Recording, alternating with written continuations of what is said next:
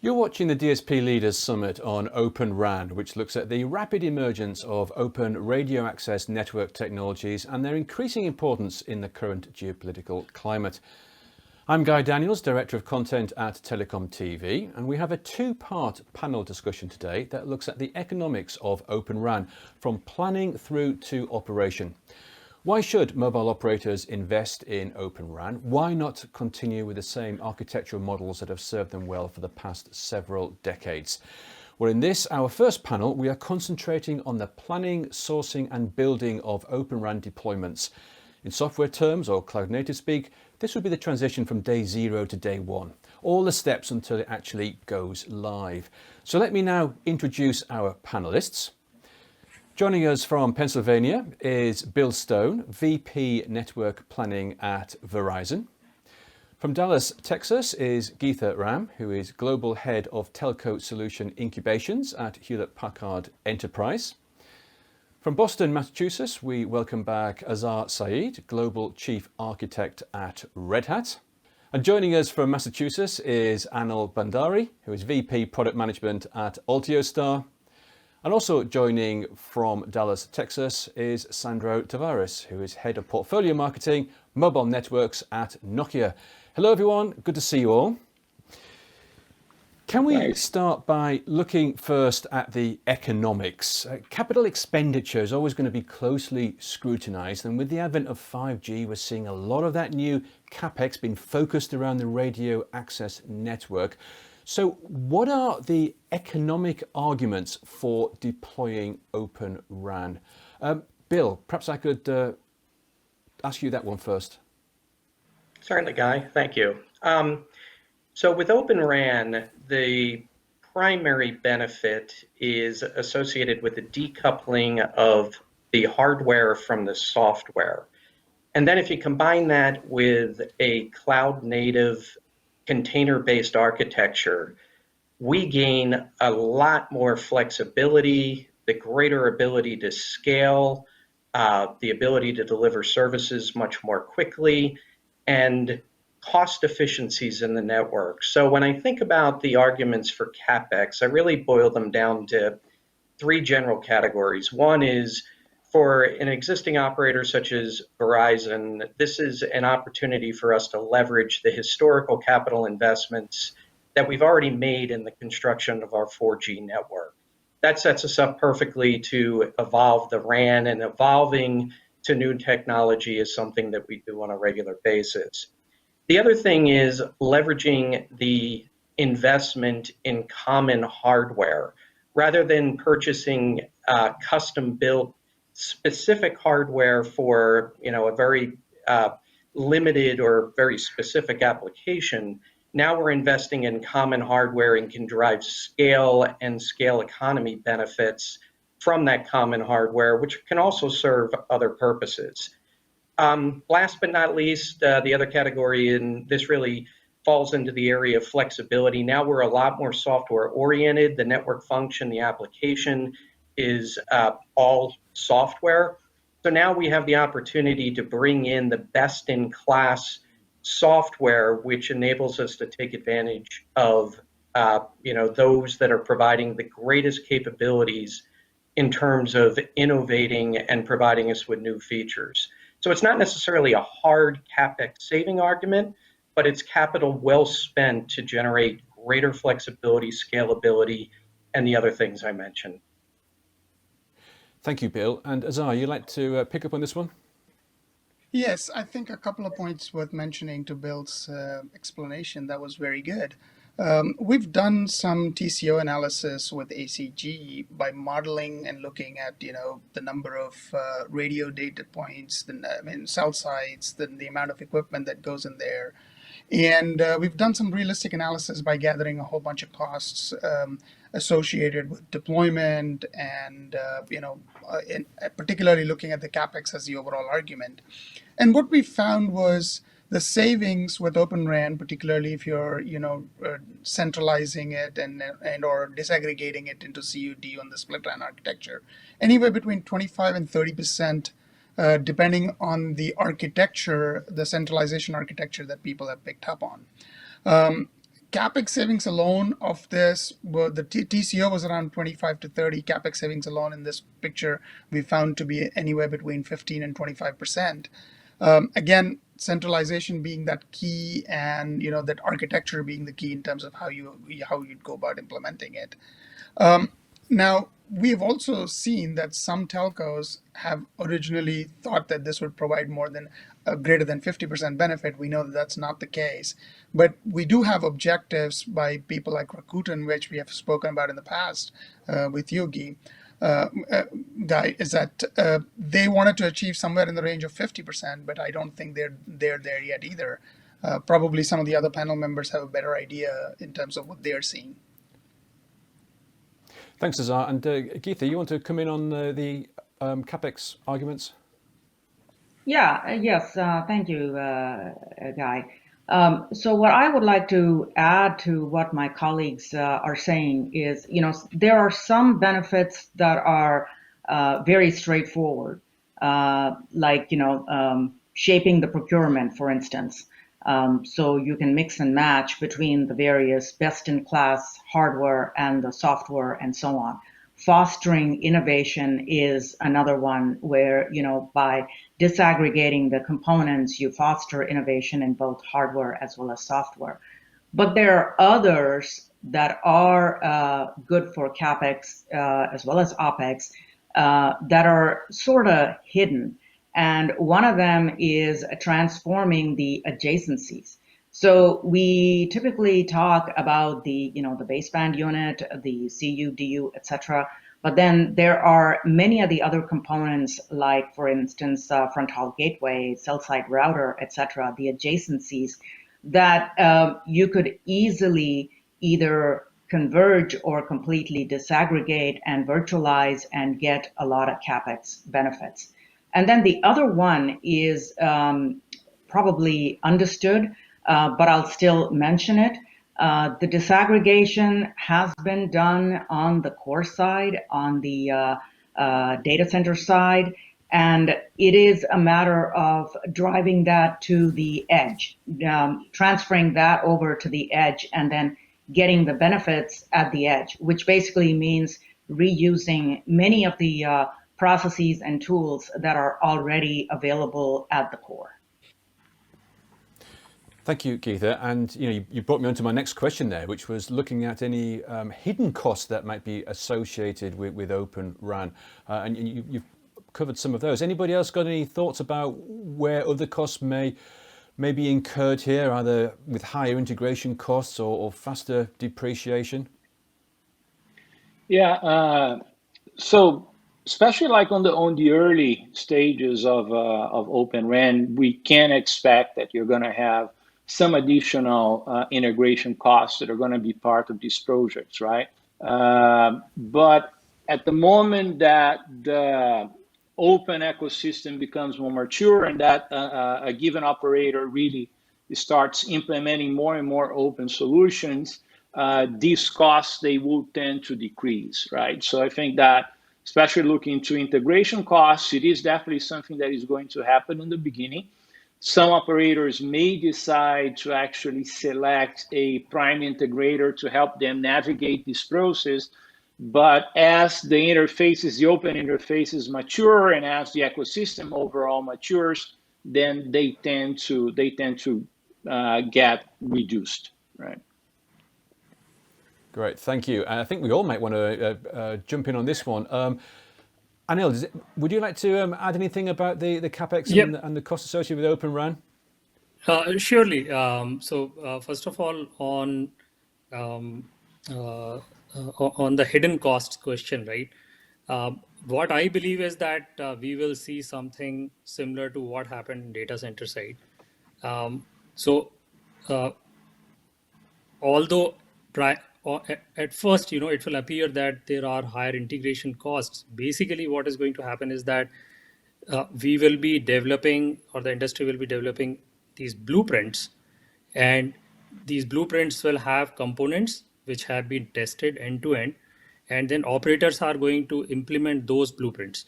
From Altiostar side, I can say that we are already doing that exercise, and we have integrated with multiple radios, and we have onboarded our software on multiple different platforms, and these have been tested end to end, and then these SIs, our partners, they can take this solution to the operators and deploy it, in an automated fashion. Thank you. And I'm going to come back to Geetha now, and then probably Bill follow with you. So thanks, Guy. One thing I want to step back and clarify. We talk about hidden costs. I don't look at that as hidden costs. I call it the assumed costs. What do I mean by that? I mean, if you look at it, the hardware, software, the system integration, the support, the services, all of these costs exist today, right? They all exist today. So are they itemized? Absolutely not. And why is that? Because we have one party providing the entire solution. And, the difference is, today you have a one neck to choke versus, going forward with the completely disaggregated solution, it's going to become a wild, wild west. That is one way of looking at it, glass is half empty type of thing. But the positive is that you no longer get a monolithic solution, and there's no longer a vendor lock-in, and you get a lot of flexibility in terms of procurement and technology. So it's a different model. I wouldn't call it the hidden cost. I would call it the assumed cost, which the operators are in a much better shape to manage and put their investments in the right place depending upon their needs of where they want to go in terms of their business case. Good points. Thanks, Geetha. And over to Bill. Yeah, I just wanted to add one additional comment. Certainly, as we move into these multi-vendor environments, we have experience with that already, as we've done in many parts of the network, core network in particular. There is a integration component that comes along with that. Assumed cost is a good way to put it. But I wanted to make the point that standardization is very important. The better the standardization process, and the more clearly the interfaces are standardized, the more smoothly and more easily the integration process proceeds. Things like plug fests, ongoing caring and feeding to improve the standard, the type of work that the ORAN is doing is absolutely critical to keep the integration cost to a minimum. Thank you very much, Bill. Azar, would you like to add to that? Yes, Guy. A couple of important points I think that were made by Geetha and Bill.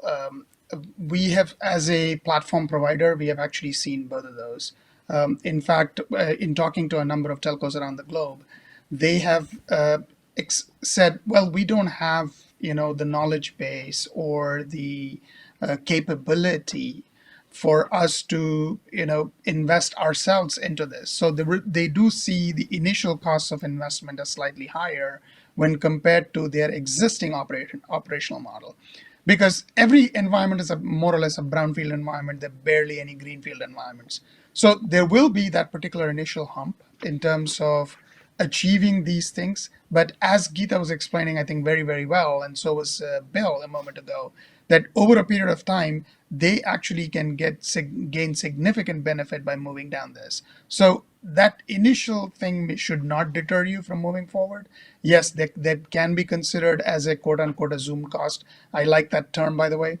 But it is going to be higher than where you are because you're operating in a brownfield environment. But you need to get over that initial hump to ensure that you really reap the benefits in the long term. Excellent. Thanks, everyone, for contributing to that. There's a few more questions I'd like to get to our panelists. Bill, if I can ask this one of you about power consumption. We're hearing that Open RAN might adversely impact power consumption at a time when telcos are looking to reduce their green footprint. Is this actually the case? I will say, I'll just lead with not that I know of. comparing custom-built solutions to an Open RAN solution, there are some slight differences, as you would expect. But net, when you look at the implementation options and the ability to optimize either implementation, the way we see it, they're roughly equal. It is, of course, important to optimize and reduce power consumption through uh, multiple techniques. I won't get into the detail here today, and also to continue to drive power efficiency gains in the hardware roadmap. I just don't see any advantage or disadvantage either way that's a concern. Thank you, Bill. Azar? Yeah, I would actually argue quite the opposite. In other words, I mean, I think Bill's sitting neutral from where he sees or where he sits as a provider. I think there's actually significant gain to be had by moving into an open RAN environment in terms of power consumptions. It's not a cost, it's actually a benefit because in creating an open RAN environment with software, with a COTS type of hardware, you can now actually fire up that particular software on demand and you can actually manage capacity and demand extremely well. That way you can actually turn down hardware when it's not used, where and turn it up when you need it as you would go through the operational model. So that's one. The second thing is, while it's probably true that Gen 0 or Gen 1 hardware in terms of the FPGAs might provide a higher consumption of power initially in terms of what people would expect, but those things are changing rapidly. The amount of innovation that's come in with new EA6 and new types of GPUs that consume far less power and provide actually a much wider, error correction capability and much better, much more efficient, cell packing capability within a device. I think the argument is to get better from where it is. So if Bill is seeing it as cost neutral at the moment or power neutral at the moment, I'm sure with the innovation that's coming in, that's only going to get better. Great. I'd love to move on because we've got a few more questions we need to squeeze in to our discussion.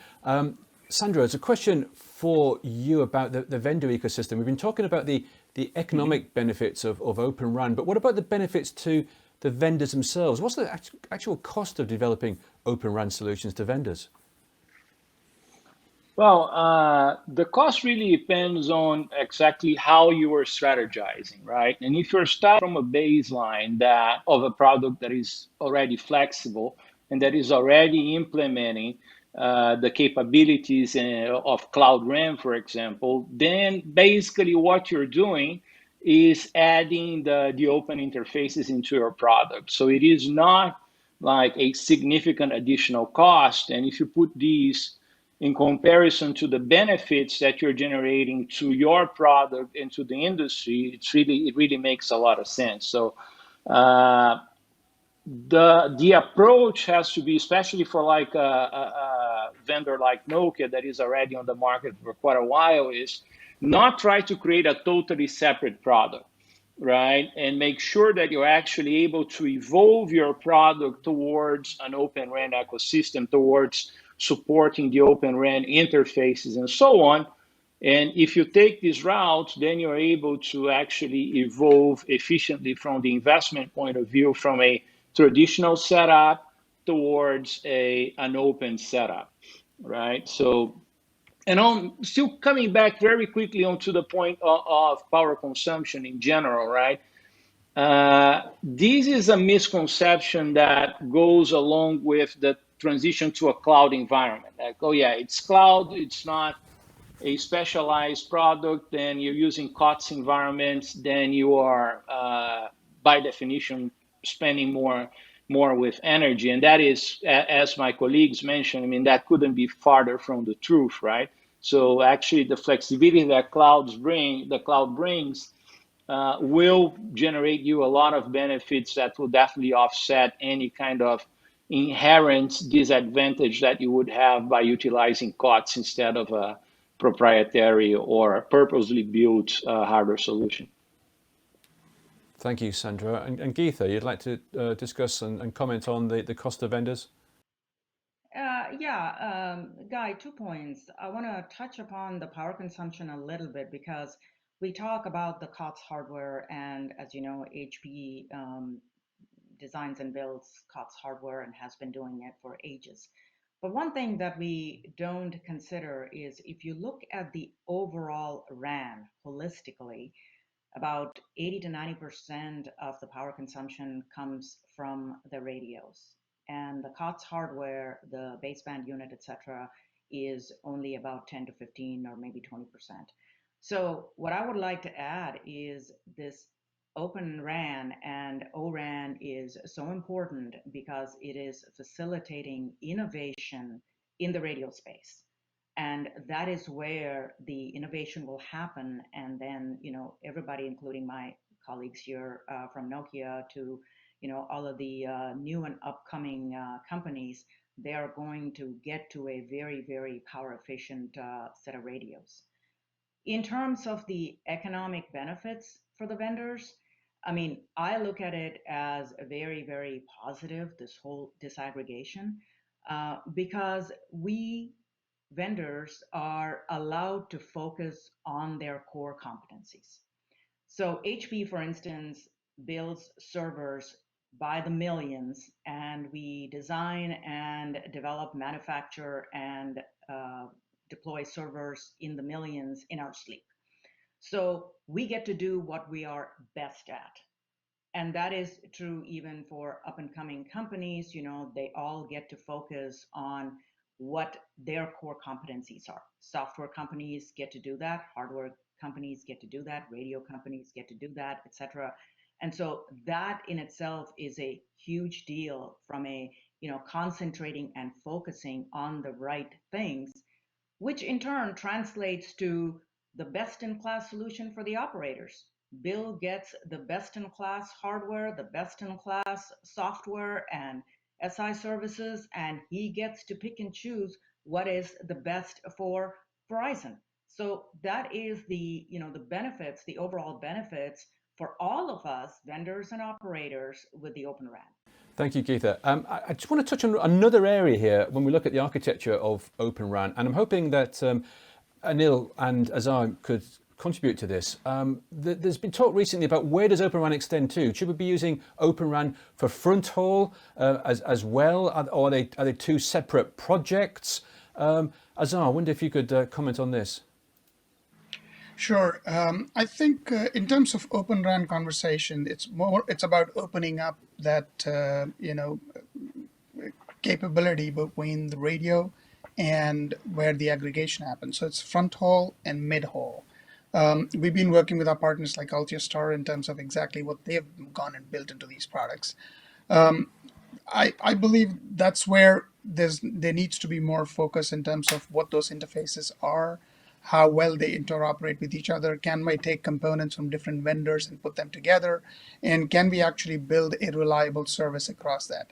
And I think actually I would want Anil to comment because it's really in his wheelhouse because he's building products exactly to address that component more so. But as far as from my side, as far as a platform goes, we do want a consistent management experience and a platform experience from both points of view, because we know that some vendors are tying up the front haul, technology to their products and saying, well, we don't need to open that up. But I think we do need to open that up in order to really drive the disaggregation and costs down. So Anil, actually, I'd like to hear your comments. Yeah, thanks, Azhar. And Guy, definitely we believe that it is important to standardize both front haul as well as mid haul. If the front haul is not opened up, which is what is being proposed by some vendors, then the benefits of disaggregation would not be possible. And as you know, already ORAN has done commendable work in this area. The front haul interface has already been standardized, and there are now, as a result of that, there are multiple radio companies who have come out with their products supporting open front haul interface. And in fact, we at Altiostar have done integration with multiple such companies. So our view is that it is very important that both of these interfaces are opened up and standardized. So let me address that one to you then, Sandra. You want to comment about the interface issue? Yeah, so what I just wanted to add is that, well, it goes actually much beyond the open and the mid-hole, right? So when we go and look into all the work that is being done as part of RAN Alliance, we are defining all the interfaces that need to be in place to really create a fully open ecosystem. So it passes through the open front hole, it passes through the open mid-hole. Another very important interface is the E2 interface that actually integrates the baseband units, so the CU in this case, the centralized unit, to the RAN intelligent controller, which is going to be a key building block to actually expand our ecosystem, because the RIC, as we call it, is actually exposing APIs for new applications to be used to, for example, optimize the network, create new services, and so on. So it goes much beyond the open and the mid-hole, the open front hole and the open mid-hole. Thank you. And Geetha? Yeah, I want to add a comment here with respect to operators and what's good for the operators, right? I mean, at the end of it, HP's whole idea of why we're in Open RAN and helping with the Open RAN adoption is ultimately for the customers and for the operators. And one of the things that we have heard is scaling of the front haul and the mid haul is important to them. While some customers have certain requirements for certain, say, requirements X for the front haul, others have a completely different requirement that changes over time based on their business case needs. If they deploy RAN in a space where there's less capacity requirements today and then more capacity requirements tomorrow, etc., they would like to independently scale the front haul from the mid haul. And that really helps with opening up all of the interfaces, both from, I know my colleagues talked about it from a software perspective. We're also doing it in HP from a hardware perspective by taking the components of the front haul gateway and the cell site router and making them into, whether NICs with timing, smart NICs, etc., where you can easily scale both the front haul and the mid haul as the customer would like it to be. Great, thank you, Geetha. Well, look, that's all the time we have for this first panel, unfortunately. Thank you all very much for taking part in the discussion. I know there's a lot more to discuss, and we will hopefully be picking this up in the second panel and also in the live Q&A at the end of the day. A reminder that we'll have the second part of this panel discussion available to view on demand here on TelecomTV, where we dive into the operational aspects of Open RAN. Our live Q&A programme is scheduled for 4:30 p.m. UK time today, where we'll be taking your questions. So please get in touch with us now using the form here on the website. There's also a link you can use to add the session to your calendar. Thank you for watching, and we hope to see you again for the continuation of this panel and the live Q&A. Goodbye for now.